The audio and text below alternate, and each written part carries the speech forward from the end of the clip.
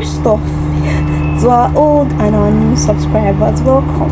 Thank you for being here. Thank you for making this so worthwhile. Thank you so much. I genuinely love that you are here, and I'm so grateful for you. I see you, I appreciate you, I love you very much. Thank you, thank you, thank you, thank you, and thank you, thank you.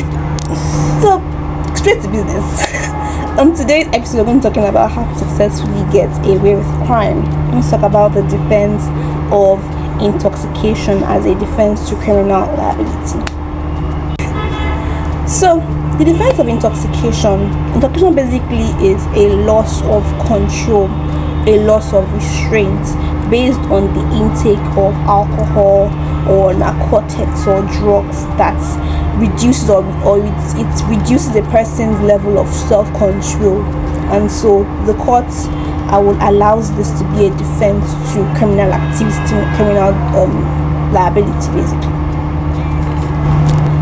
So section 29(1) of the criminal code provides that intoxication is not a valid defense. The court does not, on a regular basis, the court does not believe that this is a defense to criminal liability, and that's essentially what section 29(1) provides for.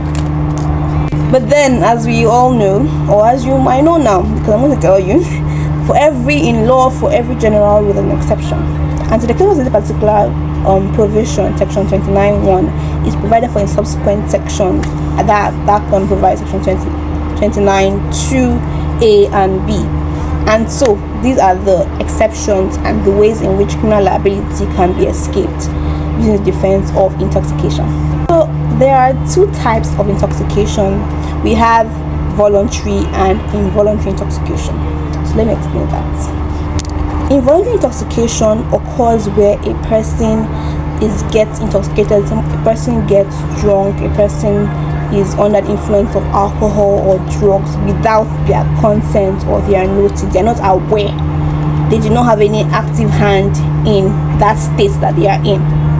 And so section 29(2)(a) provides and explains that the person must have been in a state where they did not know what they were doing, or they did not know that what they were doing, that act or omission, was wrong, and or it was through a process of a malicious or a negligent act of another person.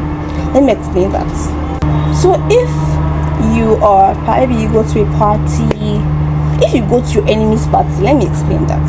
If you go to your ops party and then you get there and you are stealing the person's show, and the person is so angry, that person takes your drink without your notice, obviously, you're not aware, and the person spikes your drink with let's say meth, crystal meth, that is a drug. It's illegal, but it's a drug, and you take it and then you are high and you are just breaking everything.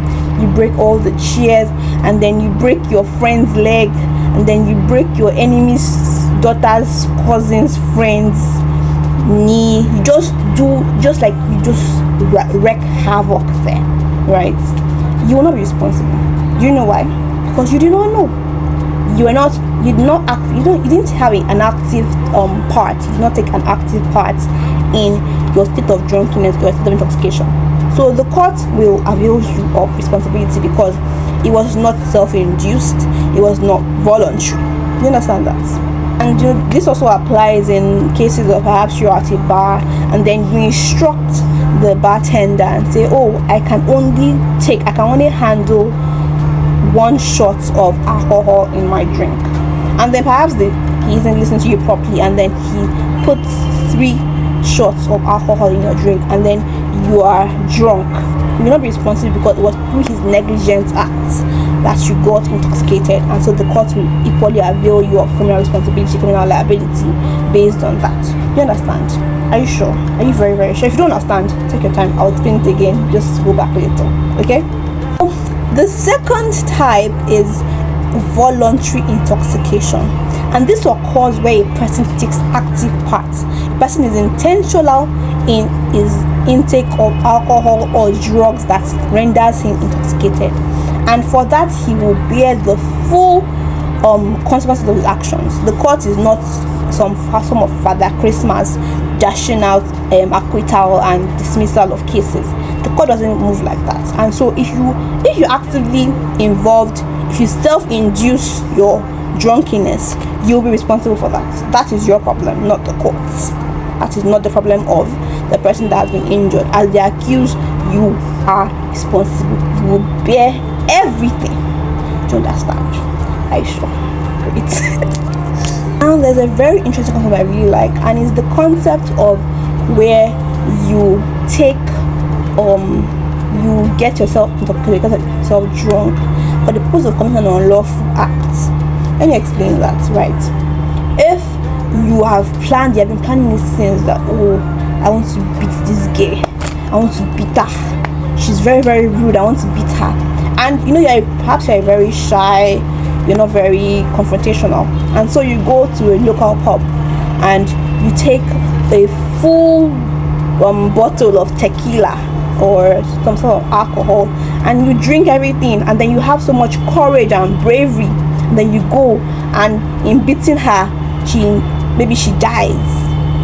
You're responsible for that. And that particular incident, that whole scenario is called Dutch courage, and the court will ensure that if your defense isn't great, you will bear the full wrath of that act. So yes, that is the concept of Dutch courage. What did I say? Dutch courage. Do you really think I'm going to go without a pop quiz? You think that's the end? No pop quiz? No. No. Is what? It's pop quiz o'clock. I do not feel bad luck. Yeah, you've got all of my devotion. The answer to that particular question is Dutch courage. That scenario, what we just played out, is a classic example of Dutch courage, and the court will not acquit you for that. Also, section 29(5) provides that intoxication does not just involve alcohol. Instead of asking me about alcohol, but it also involves narcotics, drugs, things like cocaine, meth, weed. All these things can get intoxicated, and then the court also includes it in the definition of intoxication and what can get intoxicated. You understand? So it's not just strictly limited to alcohol. You get that? That's it. That's actually it for today. Don't forget to like, comment, subscribe, share, overshare, keep sharing, and thank you so much for being here. If you have any questions, please comment section and I'll attend to them, and I'll see you in the next video. Thank you. Oh, your love's innocence. Yeah, when I see the end, I do not see regret.